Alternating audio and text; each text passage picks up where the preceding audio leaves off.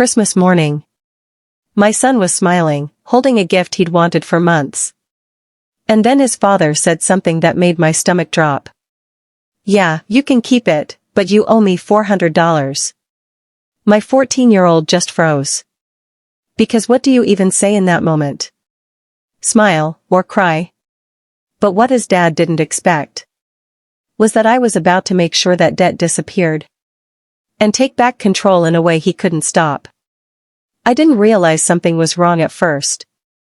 Because on the surface, everything looked normal. My son had been working harder than I'd ever seen him work. Coming home tired. Dust on his clothes. Hands rougher than they should be at 14. But there was something else too. Something I couldn't quite place. A heaviness. Like he was carrying more than just physical exhaustion. We share 50-50 custody, me and my ex. And if I'm being honest, we parent very differently. I live a simple life. Budget-friendly. Careful. Structured. Not because I want to, but because I have to. Meanwhile, my ex? He's what people call a Disneyland dad. Big gifts. No rules. Always the fun one. The kind of parent kids love. But don't always understand. A couple months before summer, my son came to me. He stood in the kitchen, kind of hesitant. "Mom, I want to buy a bike. Not just any bike. A $1,500 bike." I remember raising my eyebrows slightly, but I didn't shut him down. Instead, I told him something I thought was fair. "You earn half. I'll help you with the other half." And I meant it. Not just financially. But as a lesson. Work for something, and you'll value it more. And he took that seriously. More seriously than I expected. He started working at my husband's shop. Small jobs. Cleaning. Organizing. Helping customers. Then he picked up extra shifts at a local sports facility. 2 jobs. At 14. I'd watch him come home, shoulders slightly slumped, but eyes still focused. Determined. And honestly, I was proud. Really proud. At one point, I told him, "Hey, maybe ask your dad if he can help too. Or give you an advance for your birthday." Because his dad usually gives him $500 or more. It wasn't unreasonable. It felt like a team effort. Like co-parenting should. But that's when things started to feel off. One evening, I asked him casually, "How much have you saved so far?" He hesitated. That was my first sign. "About $600. I smiled. "That's amazing. You're halfway there." But he didn't smile back. And that's when I knew. Something wasn't right. So I asked again. Gently this time. "And what did your dad say about helping?" That's when everything came out. Apparently. On Christmas morning. The same morning he was excited, tearing open wrapping paper. His dad had handed him a gift. Sports equipment he really wanted. And right after he opened it, his dad said, "You can keep it, but you owe me half, $400. I felt my chest tighten just hearing it. Because who does that? To their own kid? On Christmas? My son told me he just said okay. Of course he did. What else could he do? Say no? Refuse the gift in front of everyone? Embarrass himself? He was cornered. And his dad knew it. But it didn't stop there.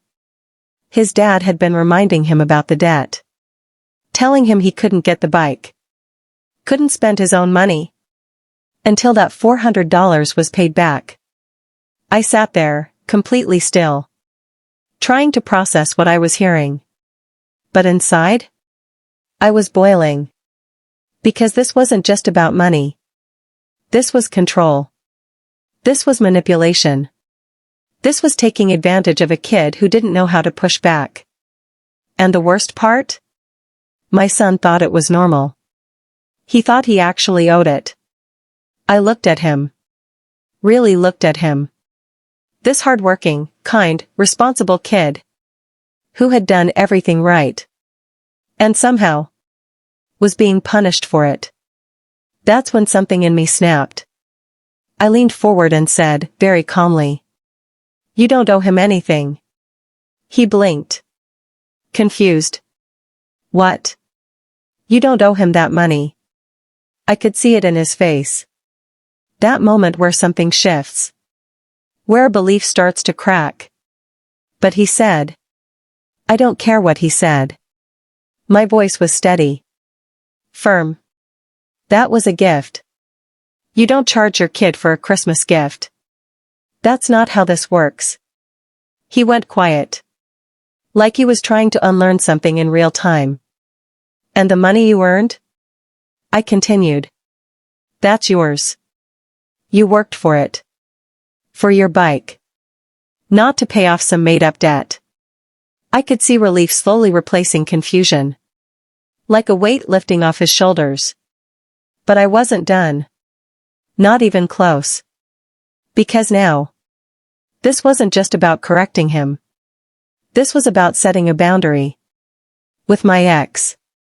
And I knew exactly what I had to do. I called him. He picked up like nothing was wrong. Casual. Almost amused. I didn't waste time. Why are you making our son pay you back for a Christmas gift? Silence. Then. It's not a big deal. It teaches him responsibility. I actually laughed. Not because it was funny. But because it was ridiculous. Responsibility? I said. You blindsided him on Christmas morning. That's not teaching, that's manipulation. His tone changed instantly. Defensive. You're overreacting. No, I said quietly. I'm fixing something you broke. There was a pause. Tension building. You don't get to decide that, he snapped. But I already had. He's not paying you a single dollar, I said. And you don't get to control what he does with money he earned himself. He started arguing. Raising his voice. Throwing out words like my house, my rules, discipline. And for a moment, I almost let it get to me. But then I thought about my son. Standing there on Christmas morning. Forced into a situation he didn't understand. And I stayed calm. You can believe whatever you want, I said. But I'm not letting you turn gifts into debts. Not with him. And then, I ended the call. No yelling. No drama. Just, final. That night, my son came to me again. Quietly. So. I really don't have to pay him? I shook my head. No. And for the first time in weeks. He smiled. A real smile. Not forced. Not tired. Just, free. From that moment on. Everything changed. He kept working. Kept saving. But now. There was a difference. He wasn't doing it out of pressure. He was doing it with purpose. And a few weeks later. We went together. To buy the bike. I watched him run his hand along it. Carefully. Like it meant something. Because it did. He had earned it. Every bit of it. And as we walked out.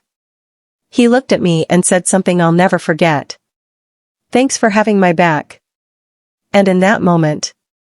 I knew I hadn't just helped him buy a bike. I had taught him something far more important.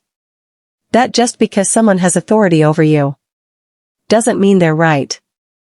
And that fairness? Is worth standing up for. A few days later. His dad called him. Asking about the money. And my son? Calm. Steady. More confident than I'd ever seen him. I'm not paying that, he said. It was a gift. Silence. And for the first time, his father had nothing to say. No control. No leverage. Just silence. And that was the real payoff. Some people think being a parent means control. But real parenting is about fairness, respect, and teaching your kids when to stand up, even if it's against you. If this story made you feel something, hit that like button. And tell me in the comments, was I right to step in, or should I have stayed out of it?